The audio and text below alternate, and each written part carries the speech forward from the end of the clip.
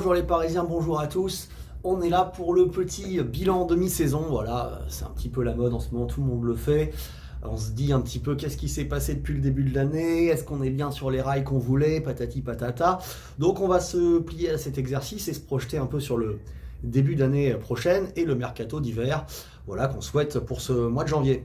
Donc déjà sur le bilan de la première partie de saison, voilà, au mois d'août, les attentes qu'on avait, c'était on doit remplacer Kylian Mbappé, qui est un joueur clé. Est-ce que ce PSG-là, avec un recrutement léger, en essayant de construire un collectif fort, va être capable d'y arriver? Bon, la première réponse, c'est qu'on a été partiellement capable d'y arriver. En championnat, on se promène, on est tranquille, on a des points d'avance, on a battu tous nos opposants, les Lillois, les Monégasques, les Marseillais, les Lyonnais, on les a tous pliés par au moins 2 buts d'écart. Donc ça s'est bien passé.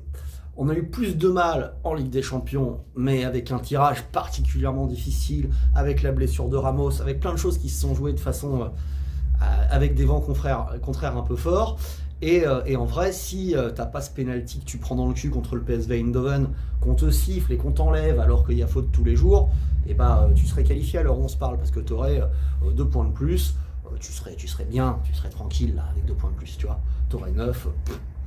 Tu te dirais, ok, City, Stuttgart, on prend 2 points, c'est terminé, à 11 on passe. Donc, cette première partie de saison, elle n'est pas mauvaise dans le jeu. Moi, je trouve que le PSG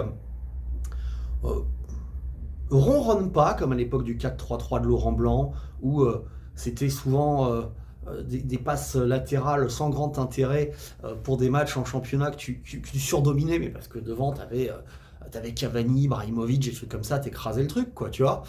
Je trouve qu'on joue mieux avec des latéraux qui débordent, notamment Hakimi, maintenant un peu Nuno Mendes.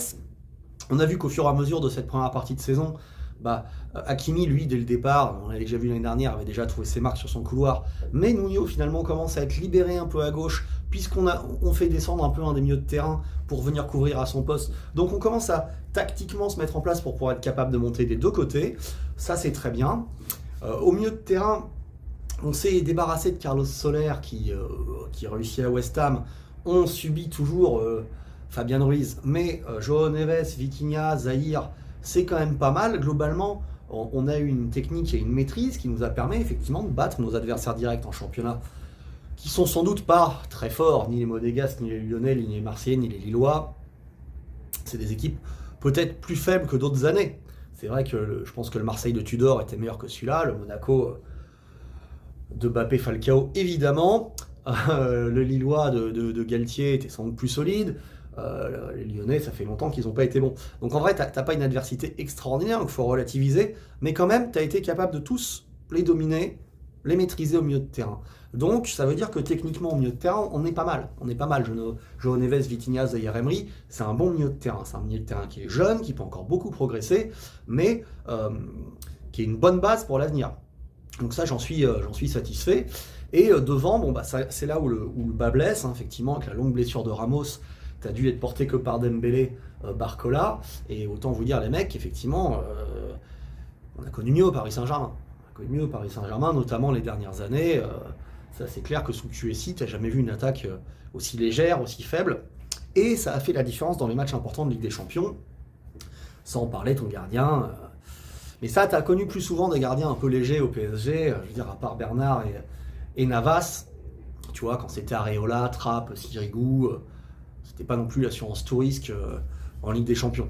Donc voilà, moi je tire un bilan plutôt globalement positif de cette première partie de saison, même si effectivement devant il manque quelque chose. On voit Doué qui finit enfin par émerger après un début de saison très poussif.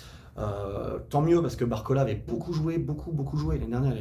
Entre la fin de saison l'année dernière, il a fait l'Euro, il est revenu début du mois d'août, il enchaîne l'équipe de France. C'est un mec qui jouait à peine à Lyon il y a 1 an et demi et qui a enchaîné là comme ça, comme un taré. Il a un coup de moins bien, c'est normal. Comme Zahir Emery a eu un coup de moins bien et c'était normal. C'est des jeunes qui d'un coup se prennent un calendrier qui est chaud. Donc il faut de la rotation pour qu'ils puissent avoir du temps de repos, de la concurrence, se remettre dedans. Donc en ça, Doué, c'est très bien pour concurrencer Barcola. Il nous manque, il est clair, quelqu'un de plus devant. Ça, c'est indéniable. Donc maintenant qu'on a fait un peu le bilan, je ne vais pas faire un bilan individuel, parce que je veux dire, Ça veut rien dire, pour moi le bilan il est collectif. Le bilan collectif c'est qu'on a des points faibles, voilà, offensivement devant, défensivement dans les buts, mais globalement les recrues, que ça soit Pacho, très bien, Joao Neves, très bien, Safonov fait son travail et Désiré Doué émerge, on peut dire que le mercato a été intéressant cette année. Pas suffisant, mais intéressant. Collectivement, je trouve un PSG en progression par rapport à l'année dernière, dans sa maîtrise, dans sa finesse tactique, et donc moi je ne suis pas inquiet, je pense que Luis Enrique fait du bon travail, même si effectivement avec la presse, les machins, les relations, c'est tendu, c'est ci, c'est ça, que dès qu'on peut nous découper, on attend que ça. Bon voilà, mais ça moi je m'en fous. Donc maintenant pour se projeter, pour faire grandir cette équipe-là, parce que là au mois de janvier on a des échéances City-Stuttgart très importantes qui font que si tu passes pas là, c'est terminé ta saison, quoi. Et là, on sera obligé de se taper toute une deuxième partie de saison pour préparer la prochaine, on va se faire découper par la presse, faut pas que ça arrive. Seulement, de toute façon, ces deux matchs-là, tu vas les jouer avec l'effectif que tu as là. Donc ça va être très dur de récupérer des joueurs au mercato d'hiver avant de savoir ce qui se passe en Ligue des Champions pour toi, quoi. Parce que qui c'est qui veut venir faire le championnat de France si tu es déjà éliminé en Ligue des Champions. Donc à mon avis, on ne pourra rien décanter vraiment avant le 30 janvier, 31 janvier, je ne sais pas exactement quel jour ça s'arrête cette année le mercato, mais voilà, en tout cas pour les vrais bons joueurs. Je te dis pas que tu peux pas aller chercher un petit coup à droite, à gauche, comme ça, des joueurs de complément comme tu as fait avec Beraldo, Moscardo, des joueurs comme ça, des joueurs d'avenir, mais si tu veux aller chercher un joueur un peu plus pointu, il va falloir attendre la fin. Donc pour moi, les joueurs pointus qui m'intéressent, je suis sûr que tout le monde a ses idées, mais devant, on a identifié le problème, c'est il nous faut un joueur rapide, puissant, capable de marquer des buts, si possible, capable d'évoluer aux trois fronts sur le front de toute l'attaque, à droite, à gauche et dans l'axe. Dans l'axe, t'as Ramos qui est ton titulaire, mais derrière lui, t'as pas grand monde. Mais après, comme on joue pas vraiment avec un vrai neuf, pour moi, t'as pas besoin d'aller recruter un Osimhen ou un truc comme ça. Doué peut faire ton 9,5, sans problème. Et si tu vas recruter un joueur avec un profil comme, pour moi, Lookman serait la super recrue à ce poste-là, meilleur joueur africain de l'année, il est puissant, il est rapide, il est véloce, il sait marquer, il peut jouer des trois côtés. Pour moi, ça c'est intéressant. Mais Lookman, s'il faut sortir 60 millions, il est à l'Atalanta Bergame, qui est qualifié pour la Ligue des Champions. Bon, le faire venir là cet hiver, c'est pas évident. C'est possible si tu alignes la thune et que tu es qualifié. Sinon, je vois pas trop l'intérêt pour lui qu'il a. Il attendra sans doute la fin de l'année, tout ça. Pareil, si tu veux essayer d'aller chercher un Nico Williams, il est encore en route avec Bilbao. Je pense que ça va être très dur d'aller le chercher cet hiver. Bon, en Angleterre, on m'a parlé de pistes. Faut voir, c'est pareil, un mec qui veut quitter la Première Ligue pour aller jouer dans le championnat de France sans le surpayer alors qu'il ne va pas jouer la Coupe d'Europe, c'est compliqué. Donc pour les pistes offensives, j'ai peur qu'on soit Keblo à notre qualification ou pas en Ligue des Champions.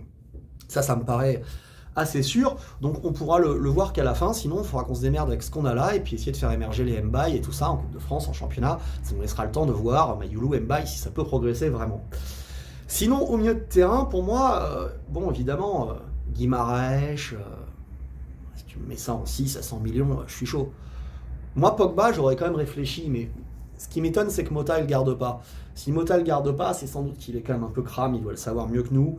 Mais moi, j'aurais bien lancé un mec revanchard comme ça, j'aurais cru. Après, visiblement, c'est pas Luis Enrique qui est compatible, donc admettons que ça soit pas pour nous. Pour moi, la piste numéro 1, qui était déjà celle de l'été dernier, mais qu'on n'a pas eue, c'est à récupérer Olmo, si jamais avec Barcelone, il n'est pas inscrit sur les listes et qu'ils ne peuvent pas. Là, au 1er janvier, s'il ne peut pas jouer, Olmo, il faut le prendre tous les jours. Lui, c'est un vrai numéro 10, capable de jouer en faux neuf, de jouer dans le milieu de terrain, de combiner, il peut jouer aussi sur les côtés, c'est un joueur fin, technique. Moi, je trouve que c'est un joueur délicieux, vraiment. Je trouve très très bon, Dani Olmo. Et clairement, si on pouvait le récupérer lui, je signe tous les jours. Surtout qu'il serait plus ou moins libre, donc tu pourrais lui mettre une vraie prime à la signature, et ça, faudrait pas hésiter. Il y a aussi le cas Sandro Tonali. Sandro Tonali, très bon joueur, mais effectivement, les problèmes extrasportifs à Paris, comment ça se passe, le mec, il est accro au jeu. On a tendance à penser que les gens qui ont des addictions, c'est quand même dur de s'en sortir. Après, les jeunes, peut-être qu'il peut être bien encadré, tout ça. Peut-être qu'il veut pas flinguer sa carrière, peut-être qu'il peut se remettre à l'endroit, mais à Paris, ça me semble risqué, ce genre de profil-là, tu sais, ça fait un peu comme dans Snatch, là, tu sais, le mec, celui avec les 4 doigts, là. Tu vois, tu te fais niquer par ton vice comme ça, et j'ai peur que Tonali, ça finisse comme ça. Mais, idéalement, si tu prenais Guimaraes, Olmo et Lookman, Là, les gars, avec ça, tu peux jouer quelque chose en Coupe d'Europe, pour le coup, tu vois. Il resterait Gigio dans les buts. Mais de toute façon, on n'en est pas là, parce que là, on va devoir se farcir un Manchester City en crise complet, c'est vrai, mais qui reste Manchester City, qui va devoir jouer lui aussi sa survie en Coupe d'Europe. Il va peut-être falloir qu'il tranche avec la Première Ligue, parce qu'il n'est pas bien non plus en Première, il est 4e, 5e. Voir dans quel état d'esprit il arrive au parc. Nous, il va falloir qu'on soit capable de marcher dessus à Manchester City. On est au Parc des Princes, chez nous.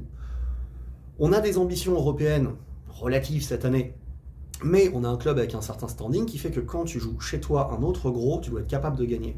Je te demande pas de te qualifier en aller-retour sur Manchester City, même dans cet état-là, mais si au Parc des Princes, tu n'es pas capable de les battre, au moins de tenir le nul, c'est-à-dire que tu vois, ils égalisent à la dernière minute, je sais pas quoi, mais de les dominer, alors de toute façon, dans cette Coupe d'Europe, tu pouvais pas aller très loin. Parce que même si Manchester City, c'est plus celui qui va être en finale à coup sûr cette année, ça reste une grosse équipe, et ce genre d'équipe-là, de toute façon, en quart de finale, tu dois les éliminer, sinon tu n'as rien à faire plus loin. Et je te parle même pas encore des quarts de finale, parce qu'en vrai, là, on lutte pour se qualifier pour des 16e de finale. Donc, bon, moi, ce qui m'intéresse en Coupe d'Europe, c'est d'être un peu ambitieux, donc il faut être capable de battre City au Parc des Princes. Parce qu'il va être très dur d'aller gagner à Stuttgart, qui jouera sa qualif devant son public et tout ça. Donc il faut profiter d'être chez nous, devant notre public, pour le faire. On le fait pas souvent, les Parisiens, à domicile, gagner des matchs clés de Coupe d'Europe comme ça. On a gagné des matchs dans les groupes sans problème, le Bayern on a remis 3-0, tout ça, mais quand il a fallu renverser des équipes au parc, ou gagner de façon décisive des matchs allés de tour à élimination directe, et bah voilà. Et là c'est comme un match à élimination directe, ce match contre City. Donc il faut le gagner. Voilà, beaucoup de notre saison en dépend. Parce que c'est vrai que si on se fait taper par City, qu'on bat pas Stuttgart et qu'on élimine la Coupe d'Europe, bon, bah, on va regarder le championnat de France, on va regarder la Coupe de France, on entendra le mondial des clubs. Voilà, la saison n'aura quand même pas la même saveur. Donc il faut faire quelque chose, quitte à acheter l'arbitre, les mecs. Il faut qu'on passe en Coupe d'Europe et ça nous permette de débloquer un peu le recrutement pour avoir une équipe vraiment compétitive et qu'on puisse bander en deuxième partie de saison. Donc moi, mes vœux, c'est ça. Passer en Ligue des Champions pour recruter 1, 2, 3 des joueurs que je vous ai cités et être ambitieux. Et pas attendre l'été prochain pour rêver pour l'année prochaine à nouveau encore, où on aura sans doute pas tous les ans un calendrier, des blessures, des choses si difficiles. Mais moi je voudrais qu'il y ait une 3e année Luis Enrique pour qu'on puisse le voir travailler et progresser, parce que je trouve que l'équipe progresse, donc qu'elle puisse être renforcée intelligemment. Et donc pour ça, il faut passer les paliers. Et Manchester City Stuttgart, c'en est un très important. Et c'est lui qui conditionne beaucoup de cette année 2025 qui va venir bientôt. Donc voilà les gars, joyeuses fêtes à tous. Donnez-moi votre avis dans les commentaires, vous, ce que vous avez pensé de la saison, toutes ces choses-là. J'ai rien dit des départs, mais enfin on est tous d'accord qu'il faudrait que Milan Skriniar s'en aille, que Kolo Muani s'en aille, et si tu avais une offre pour Fabian Ruiz, hein, Coco, allez strike, tu vois, tu as le droit d'y aller. Voilà, sinon, sur le dossier Nuno Mendes, bon écoute, il faut augmenter son salaire, il est dans le bas de la grille salariale, ça me paraît normal. Maintenant, il faut aussi arrêter de vouloir retenir les joueurs à tout prix. Au Paris Saint-Germain désormais, soit tu veux faire partie de l'aventure et on te respecte en te proposant un salaire à la hauteur de ce que tu vaux, mais on arrête de te courir après en te mettant des salaires délirants, en voulant absolument que tu restes, en créant des crises comme ça, des crispations, tu fais des starlets comme ça. Ça doit être terminé. Ça, maintenant, au Paris Saint-Germain, on n'est pas fermé, on est ouvert à se développer, à donner des beaux salaires et tout ça, mais on supplie plus. On supplie plus pour être au PSG. Si tu veux pas être au PSG, tu t'en vas, il y a quelqu'un d'autre qui voudra venir. Voilà les gars, ciao.